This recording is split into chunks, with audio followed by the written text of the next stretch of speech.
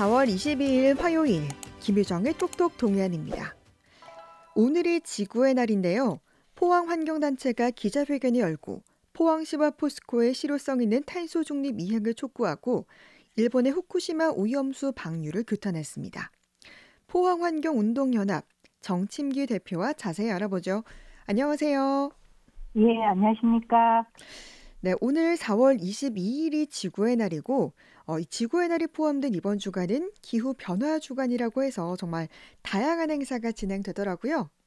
네, 정부나 민간에서 사실 이 지구의 날을 환경기념일의 어떤 상징처럼 여기고 있는데요. 네. 지구의 날은 기후 변화 주간이라고 해서 환경부에서 4월 21일부터 25일까지 2025년 기후 변화 주간을 운영한다고 합니다. 네. 그래서 원래 정부가 정한 기후 변화 주간 지구의 날의 주제는 해보자고 기후 행동, 가보자고 적응 생활 이렇게 정해서 다양한 행사들을 한다고 하고요. 네. 사실 이 지구의 날은 우리가 흔히 국가나 정부가 정하거나 아니면 유엔이 정한 어떤 날 이렇게 환경 관련 기념일이 아주 많은데 민간에서 주창을 해서 지정된 날입니다.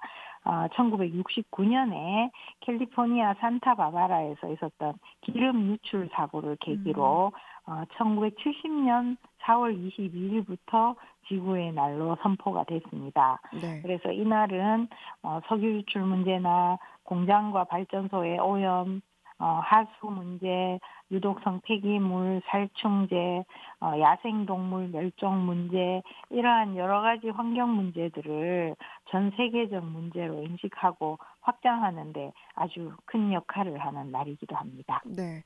정말 기후 위기가 얼마나 심각한지는 최근 잇따른 자연재난, 태풍과 대형 산불 등만 봐도 잘 알 수가 있는데 환경운동가가 보시기에 얼마나 심각하다고 느끼고 계십니까? 예, 특별히 더 심각하고 덜 심각하게 느낄 여지도 없이 정말 지금은 누가 봐도 모든 재난이 기후위기의 심각한 문제와 연결될 수밖에 없는 것 같습니다.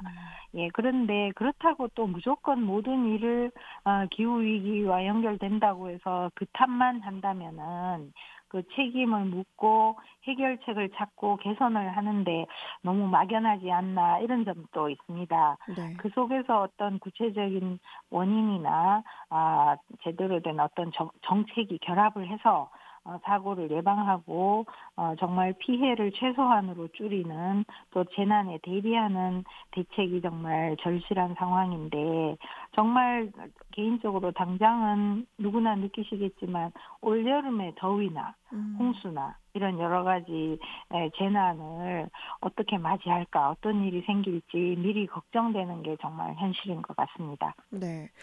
오늘 이 지구의 날을 맞아서 기자회견을 하셨는데요.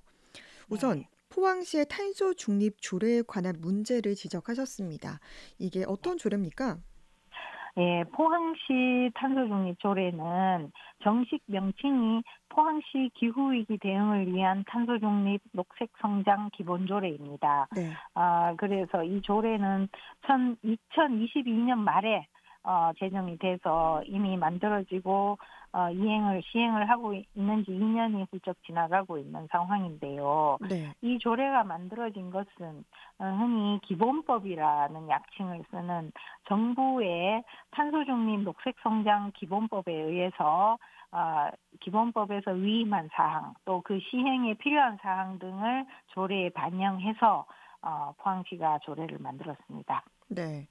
그러니까 이게 실질적으로 탄소 중립을 실천하려는 구체적인 계획이 아니라 상위법에 따라서 만든 형식적인 조례라는 말씀이시군요. 예, 전국의 많은 모든 지자체들이 이 기본법, 상위법인 기본법에 따라 이러한 조례를 만들고 네. 기본 계획을 만들고 물론 그것도 당연한 행정 업무이긴 하죠. 근데 그 중에서도 이 조례 포항시에서도 만들어진 조례를 보니까 물론 내용은 대동소이합니다. 각 지역별로. 근데 무엇보다 녹색성장위원회를 구성을 해서 그 운영 과정에 기본 계획이나 적응 대책 등의 어떤 그 해당 지자체의 탄소 중립과 관련된 이행 계획들이 거의 심의되고 의결되어야 하는데 네. 포항시는 기본 계획은 이미 연구 용역을 통해서 1년 전에 만들어 놨습니다. 음. 그런데 그 과정에서 시민들이 참여하는 공론화 과정도 없었을 뿐더러 음. 이 중요한 일을 해야 되는 녹색성장위원회가 아직 구성이 되지도 않았습니다. 네. 그런 걸 봐도 너무나 형식적으로 일정에만 맞추고 있지 않은가, 음. 선후가 맞지 않다, 주객이 전도된 어떤 탄소 중립 사업이다. 이렇게 봐집니다. 그렇군요. 그리고 또 보니까 포스코의 포항 제철소 이 LNG 발전소와 관련한 문제도 지적하셨던데 이 LNG 발전소 건립은 어떻게 추진이 되고 있습니까?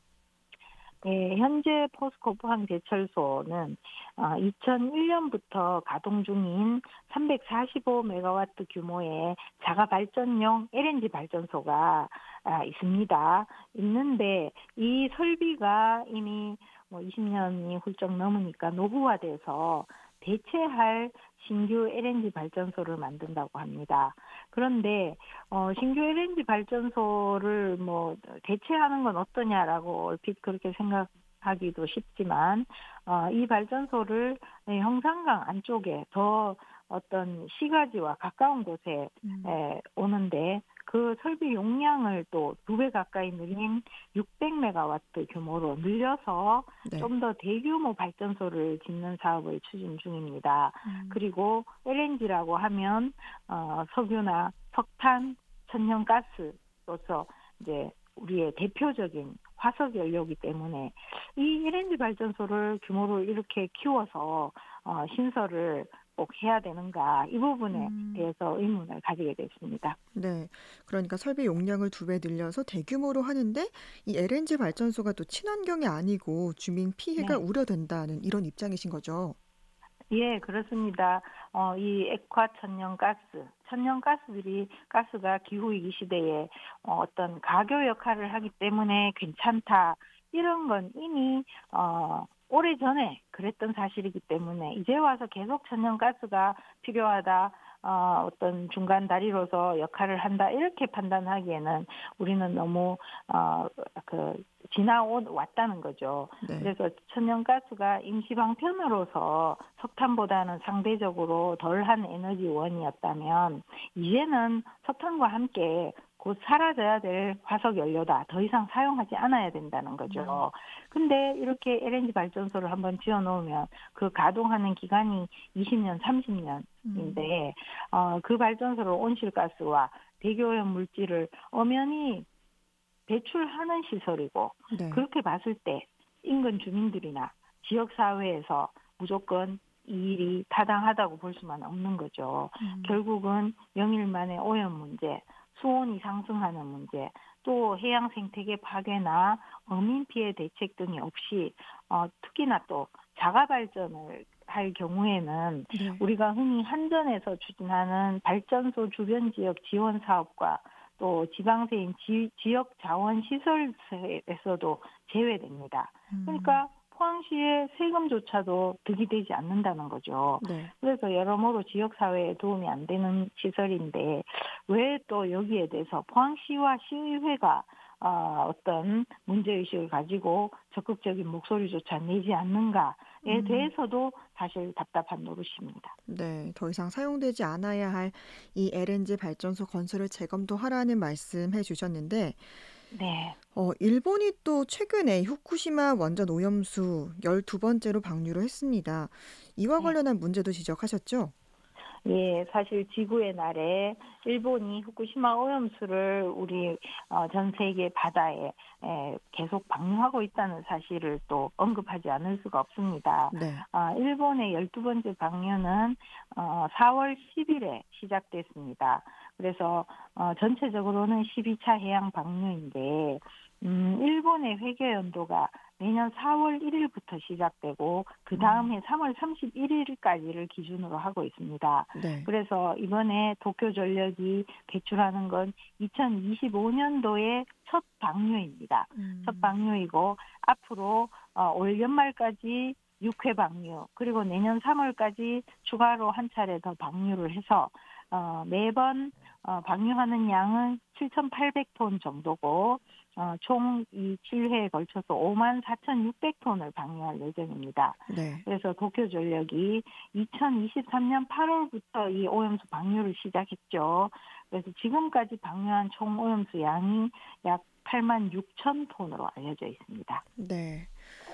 오늘이 지구의 날이라서 또 저녁 8시에 소등 행사를 한다고 하는데 정말 한 번쯤 참여하면서 잠시나마 우리가 지구 환경에 대한 관심을 가져보는 것 참 좋을 것 같고요. 평소에 네. 또 작은 습관이라도 우리가 친환경적인 행동을 실천에 옮기는 게 정말 필수적일 것 같은데 관련해서 마지막으로 하시고 싶은 말씀 해주시죠. 예. 사실 지금부터 55년 전 지구의 날이 이제 제정이 될 때 발표된 선언문의 내용은 이 시대에도 여전히 유효한 것 같습니다. 하나뿐인 지구가 파멸하지 않도록 모두가 연대해서 생활을 바꾸자는 메시지가 기억에 남는데요. 이 개인적 실천으로 권할 만한 것을 생각해 보면 대중교통이나 자가용 대신 자전거를 음, 며칠이라도 이용해 보는 방법. 네. 이것도 괜찮을 것 같고요. 그리고 요즘 봄꽃이 한창이지 않습니까? 네. 그랬을 때 하루에 한 번씩 야생화 사진을 찍어서 주변이나 친구들에게 알리고 길가나 공원에서 이런 꽃 사진을 찍으면서 또 생태적인 감수성을 키우는 것도 좀 좋을 것 음, 같습니다. 그리고 수저나 텀블러나 장바구니, 손수건 등을 넣어 다니면서 이제 그 일회용품을 덜 사용하는 음, 습관, 이것도 좋을 것 같습니다. 그리고 네. 또 우리가 불필요한 이메일이나 클라우드 파일이나 사진 등을 제때에 삭제하면서 정리하는 오, 습관도 이 서버에 사용되는 에너지를 줄여주는 아주 음. 디지털 탄소 발자국을 줄이는 아주 좋은 방법이라고 합니다. 그래서 이런 여러 가지 것들을 내가 과연 실천할 수 있고 할 만한 게 어떤 건지 찾아보시고 정말 하나의 습관으로 만들어가는 걸 하나씩 계속 늘려갔으면 좋겠습니다. 네, 정말 작은 실천 하나가 또 지구를 잘 지킬 수 있지 않을까 싶습니다. 오늘 네. 포항환경운동연합 정침규 대표와 이야기 나눴습니다. 말씀 고맙습니다. 네.